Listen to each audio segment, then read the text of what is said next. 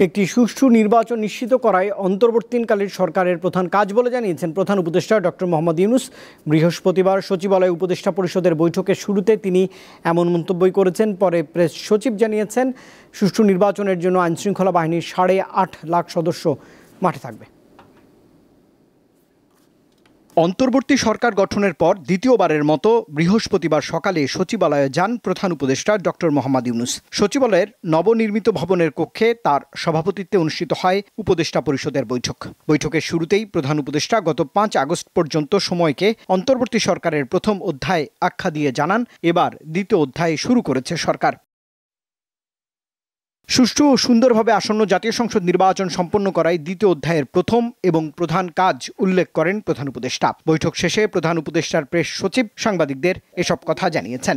Interim গভর্নমেন্টের council of অ্যাডভাইজারদের মূল এখন ফোকাস হচ্ছে নির্বাচন।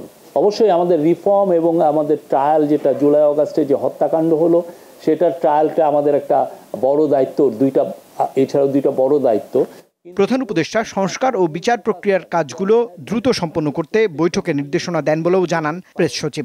121টা যে আশু বাস্তবায়নযোগ্য যেগুলো কাজ, সে কাজটা কতটা, এটার আপডেটটা যেন ক্যাবিনেট জানতে পারে। সাংবাদিকদের প্রশ্নের জবাবে শফিকুল আলম বলেন, সুষ্ঠু নির্বাচনের জন্য আইনশৃঙ্খলা বাহিনীর সংখ্যা বাড়িয়ে 8.5 লাখ করা হবে। বাড়বে সেনা সদস্যের সংখ্যাও। আর্মির তরফ থেকে আগে একটা ধারণা ছিল যে 60,000 ট্রুপস ডিপ্লয়েড থাকবে। এখন চিন্তা ভাবনা করা যাচ্ছে এটা কত বেশি সংখ্যক নিয়োজিত করা যায়, সেগুলো নিয়েও কথাবার্তা হচ্ছে। তিনি জানান, মাইলস্টোন ট্র্যাজেডিতে নিহত শিক্ষিকা মাহারিন চৌধুরীর নামে জাতীয়ভাবে একটি পুরস্কার চালু করার সিদ্ধান্ত নিয়েছে উপদেষ্টা পরিষদ। এছাড়া 2 জন শিক্ষক ও 1 জন আয়ার অবদানের জন্য তাদের সম্মাননা দেয়া হবে। রুবায়েত হাসান, দীপ্ত সংবাদ, ঢাকা।